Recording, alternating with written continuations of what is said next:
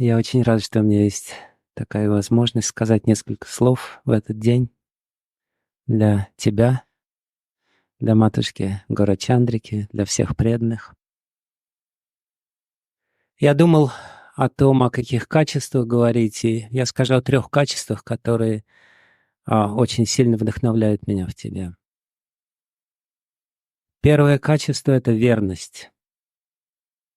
Очень часто я, к сожалению, встречаю людей, которые говорят: «О, мои отношения с духовным учителем не получились», или все не так оказалось, или еще что-то такое. Они не понимают, что если что-то разрывается, то это не духовная вещь. Духовные отношения неразрывны. И если человек разорвал какие-то отношения, это значит изначально, что у него не было духовных отношений.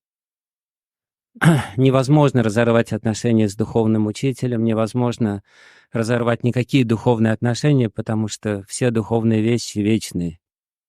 Я также думаю, что в этом причина долгосрочности тапочек, которые ты носишь.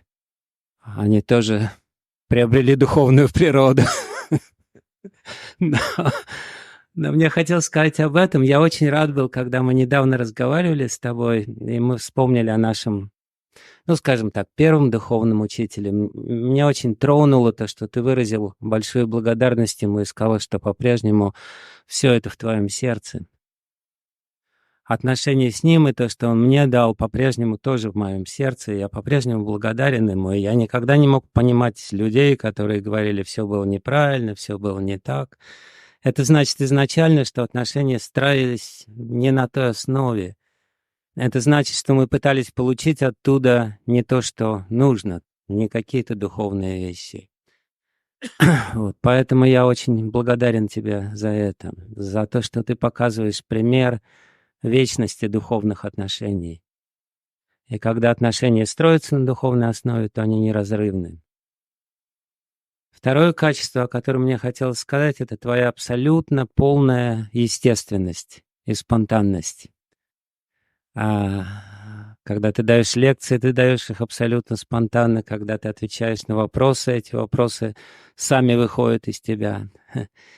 И это тоже очень замечательное качество, духовное качество, безусловно, потому что таким образом ты не пытаешься просто с помощью своего интеллекта что-то а, заместить сознание Кришны своим интеллектом. Все то сознание Кришны, которое у тебя есть, оно выходит и естественным образом выходит и вдохновляет других. Ты не пытаешься выглядеть как-то по-другому, вот все то, что есть, и это очень сильно вдохновляет. Это тоже замечательное качество спонтанности, естественности во всех проявлениях. Преданные много об этом говорили, о том, что ты остаешься естественным самим собой, и это очень важный пример, потому что, ну, всегда есть какой-то соблазн, так или иначе, попытаться играть какую-то роль. Все видят, что ты никакой роли не играешь. Все то, что у тебя есть, вот оно все есть. Хотите — ешьте, хотите — режьте. Все, все есть.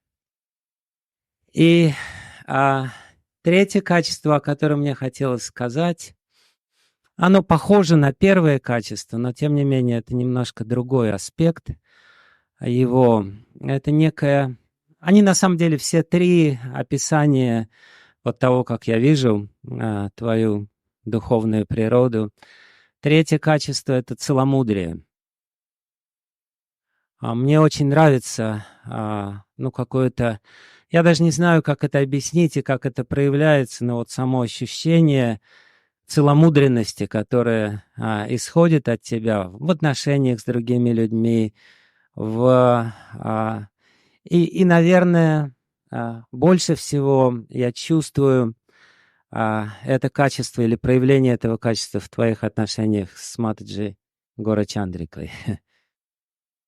Я очень реально ценю ваши отношения, я вижу проявление этого какого-то глубинного целомудрия, которое также распространяется на все остальные отношения, которые у тебя есть. Целомудрие или верность по отношению к Искон, по отношению к Шриле Прабхупаде, и верность по отношению к своей жене. Верность, если она есть, она есть.